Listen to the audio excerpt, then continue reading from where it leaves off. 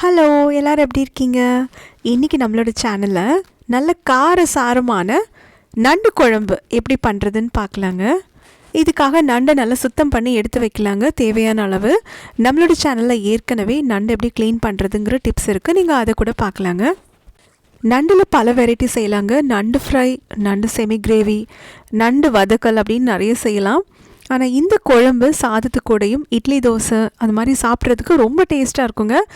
ஒரு மசாலா பேஸ்ட் அரைக்கிறதுக்காக ஒரு வானலி வச்சு சூடு பண்ணிவிட்டு எண்ணெய் ஊற்றிக்கலாம். தேங்காய் மற்ற பொருட்களை நம்ம வறுத்து வதக்கிட்டு அதுக்கப்புறம் அரைச்சி குழம்பு செய்ய போகிறோம். இது ரொம்பவே டேஸ்ட்டாக இருக்குங்க. சின்ன வெங்காயம் ஆட் பண்ணி கொடுக்கலாம். இந்த மாதிரி வதக்கி அரைக்கிற எந்த குழம்புக்கும் சின்ன வெங்காயம் போட்டால் தான் நல்ல டேஸ்ட். இது கூடவே கொஞ்சமாக பூண்டும் சேர்த்து கொடுக்கலாங்க. நம்ம இஞ்சி பூண்டு பேஸ்ட்டும் கொஞ்சம் சேர்க்குறோம். ஒருவேளை இஞ்சி பூண்டு பேஸ்ட்டு சேர்க்கலை அப்படின்னா இதிலையே இஞ்சியும் சேர்த்துட்டே நம்ம வதக்கிக்கலாம். மண் பாத்திரத்தில் நம்ம எது செய்கிறதா இருந்தாலும் ஃப்ளேம் கொஞ்சம் அட்ஜஸ்ட் பண்ணிக்கலாங்க. ரொம்ப ஃபுல்லையும் வைக்காமல் ரொம்ப கம்மியாக வைக்காமல் அதை பார்த்து நம்ம அட்ஜஸ்ட் பண்ணிக்கலாம்.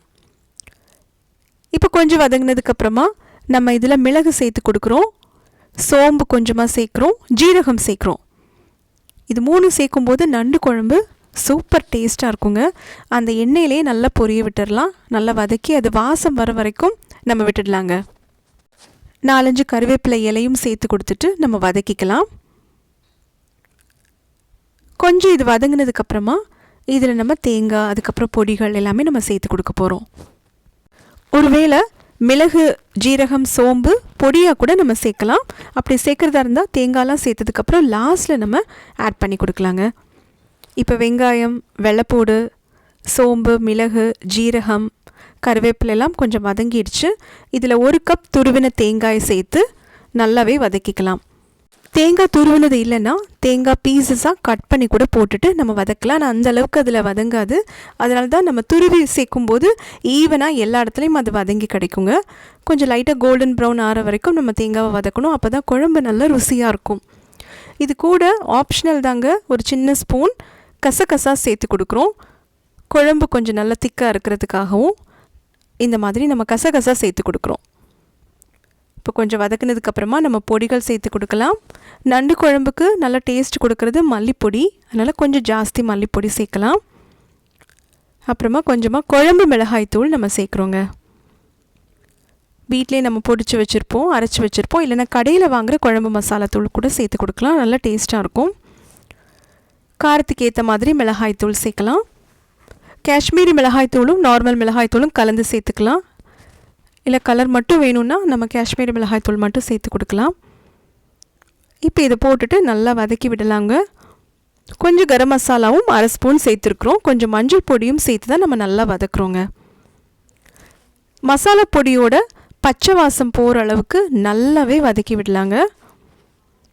இது எவ்வளோ தூரம் வதக்கி விடுறோமோ அந்த அளவுக்கு குழம்பு லாஸ்ட்டில் நமக்கு நல்ல டேஸ்ட்டு கிடைக்கும்.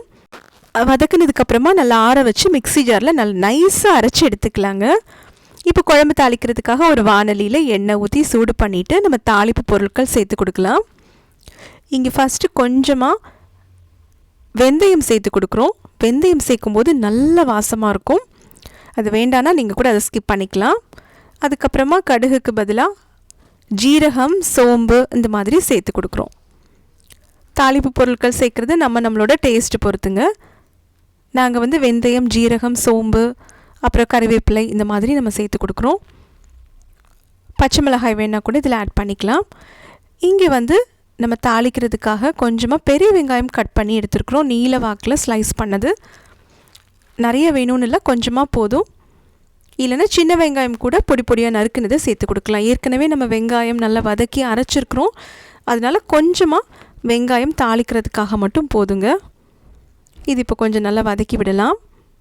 கொஞ்சம் வதங்கினதுக்கப்புறமா இஞ்சி பூண்டு பேஸ்ட் இதில் சேர்த்து பச்சை வாசம் போகிற அளவுக்கு நல்லாவே வதக்கி விடலாங்க. ஏற்கனவே நம்ம பூண்டு மட்டும் சேர்த்துருந்தோம் தேங்காய் வதக்கி அரைக்கும்போது. இப்போ நம்ம 1 ஸ்பூன் இஞ்சி பூண்டு பேஸ்ட் சேர்க்குறோங்க.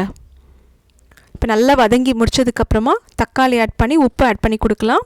தக்காளி நல்லா வதங்கணுன்னா கொஞ்சம் உப்பு சேர்த்தோன்னா எப்போவுமே அது சீக்கிரமாக வதங்கிடுங்க. இப்போ நல்லா வதக்கி விட்டு மசிய வதக்கி விடலாம். கொஞ்சம் கறிவேப்பிலையும் ஆட் பண்ணலாம். ஃப்ரெஷ் கறிவேப்பிலை சேர்க்கும்போது மீன் குழம்பு நண்டு குழம்பு எல்லாமே சூப்பர் டேஸ்ட்டாக இருக்குங்க. நல்லா வதங்கி பச்சை வாசம் போனதுக்கப்புறமா நம்ம நைஸாக அரைச்சி வச்சுருக்கிற மசாலா பேஸ்ட், தேங்காய் பேஸ்ட் அதுவும் சேர்த்து கொடுத்து நல்லாவே கொதிக்க வைக்கலாங்க. ஏற்கனவே இது எல்லாமே நல்லா வதக்கி தான் அரைச்சிருக்கிறோம். இப்போ மறுபடியும் நல்லாவே நம்ம கொதிக்க வைக்க போகிறோம். இந்த பச்சை வாசலாம் கம்ப்ளீட்டாக போகிற அளவுக்கு நம்ம நல்லாவே கொதிக்க வச்சிடலாங்க. இந்த டைமில் நம்ம உப்பெல்லாம் கரெக்ட் பார்த்துக்கலாம். ஒருவேளை நம்ம தேங்காய் வதக்கி அரைக்கும்போது மசாலா பொடியெலாம் போட்டிருந்தோம், அப்போ நம்ம மசாலா பொடியெலாம் போடலை அப்படின்னா இப்போ நம்ம தக்காளிலாம் வதக்கும்போது கூட மசாலா பொடி போட்டுக்கலாம். மல்லித்தூள், மிளகாய்த்தூள், கரம் மசாலா, குழம்பு மசாலா தூள்லாம் அப்போ கூட சேர்த்துக்கலாங்க. கொஞ்சமாக புளி கரைச்சி ஊற்றிக்கிறதுக்கு பதிலாக நாங்கள் 4-5 மாங்காய் பீஸ் போட்டிருக்குறோங்க. இது ஆப்ஷனல் தான், ஆனால் புளிப்பான மாங்காவா இல்லையான்றதை பார்த்துக்கணும். நிறைய புளிப்பாக இருந்தால் கூட குழம்பு நல்லா இருக்காது. அதனால் புளிப்பு ரொம்ப கம்மியாக இருந்துச்சுன்னா ஒரு 4-5 பீஸ் போட்டு கொடுக்கலாம். ஒருவேளை மாங்காய் கிடைக்கல அப்படின்னா நம்ம புளி கூட கரைச்சி ஊற்றினா சூப்பர் டேஸ்ட்டாக இருக்கும். கொஞ்சமாக புளி ஊற்றினா போதுமானது. இப்போ ஒரு கொதி வந்ததுக்கப்புறமா ரெடி பண்ணி வச்சுருக்கிற நண்டு சேர்த்துட்டு நல்லா மிக்ஸ் பண்ணி கொடுக்கலாங்க. நண்டு டிஃப்ரெண்ட் வெரைட்டி இருக்குது. நல்ல பெரிய பெரிய நண்டுகள் இருக்குது, சின்ன சின்ன நண்டுகள் இருக்குது. எதுவாக இருந்தாலும் நம்ம சுத்தமாக கழுகி வச்சிட்டோன்னா ரெடியாக இருக்கும். நண்டு சேர்த்துட்டு நல்லா மிக்ஸ் பண்ணி விட்டுடலாம். அதுக்கப்புறமா ஒரு மூடி போட்டு நம்ம க்ளோஸ் பண்ணி வச்சுட்டு 10-12 நிமிஷம் இல்லைனா 15 நிமிஷம் சிம்மில் வச்சு நம்ம நல்லாவே வேக வைக்கலாங்க. நண்டு சீக்கிரமாக வெந்துடும். அதனால் ஒரு 15 நிமிஷம் மேக்ஸிமம் போதுமானது. ஒருவேளை எந்த அளவுக்கு கிரேவி வேணுமோ அந்த அளவுக்கு நம்ம சிம்மில் வச்சு கூட அதை அப்படியே விட்டுடலாம். இப்போ நல்ல குழம்பு ரெடியாக இருக்குது. நல்ல வாசமாக ஃப்ளேவராக நல்ல காரசாரமான நண்டு குழம்பு. லாஸ்ட்டில் கொஞ்சமாக கொத்தமல்லி தழை கட் பண்ணினதை சேர்த்து நல்லா மிக்ஸ் பண்ணி கொடுத்துடலாங்க. இட்லி தோசைக்கும் சாப்பாடுக்கும் சாப்பிட்றதுக்கு நல்ல காம்பினேஷனுங்க இந்த நண்டு குழம்பு. பொதுவாக சொல்லுவாங்க, நண்டு குழம்பு செஞ்சு வச்சுட்டு அதுக்கு அடுத்த நாள் காலையில் அந்த கிரேவியை இட்லி தோசை கூட தொட்டு சாப்பிட்றதுக்கு ரொம்ப டேஸ்ட்டாக இருக்கும்னு சொல்லுவாங்க. ஆனால் நம்ம நல்ல குழம்பெல்லாம் வற்ற வச்சிட்டோன்னா குழம்பு பத்தாத மாதிரி இருக்கும். ஆனால் இந்த மாதிரி தேங்காய் வறுத்து அரைச்சி குழம்பு செஞ்சு பாருங்கள். அந்த குழம்புலேயே அந்த டேஸ்ட் இறங்கி அவ்வளோ நல்லா இருக்குங்க. ரொம்ப நேரம் ஆனதுக்கப்புறம் தான் மீன் குழம்புலாம் நல்லாயிருக்கும்னு சொல்லுவாங்க. ஆனால் இந்த நண்டு குழம்பு செஞ்ச உடனே சாப்பிட்றதுக்கு அவ்வளோ டேஸ்ட்டாக இருக்குங்க.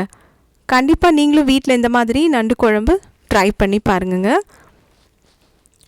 நண்டு குழம்போடு சேர்த்து மீன் குழம்பும் செஞ்சுருந்தோம்.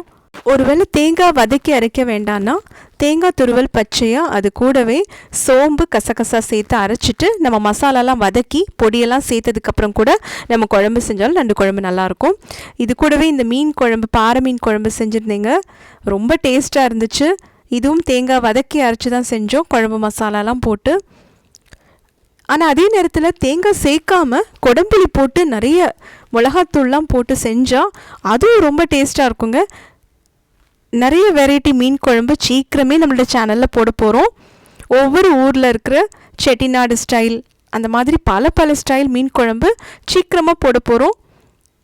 நீங்கள் கூட அது கூட பார்க்கலாம். நம்மளோட சேனலில் நிறைய டிப்ஸ் இருக்குது, நிறைய வீடியோஸ் இருக்குது, நீங்கள் அதையும் பார்க்கலாம். மீன் ஃப்ரை செய்யும்போது கூட மசாலா உதிராமல் இருக்கிறதுக்கு என்ன பண்ணணும், மீனை எப்படி செலக்ட் பண்ணுறது, அது கெட்டு போச்சான்னு எப்படி தெரிஞ்சுக்கிறது, அதே மாதிரி மீன் ஃப்ரை ரொம்ப டேஸ்ட்டாக இருக்கிறதுக்கு என்ன பண்ணணும், இந்த மாதிரி நிறைய டிப்ஸ் நம்மளோட சேனலில் ஏற்கனவே இருக்குங்க. நீங்கள் அதை கூட பாருங்கள். வீடியோஸ் லைக் பண்ணுங்கள், ஷேர் பண்ணுங்கள், சப்ஸ்கிரைப் பண்ணுங்கள். தேங்க்யூ.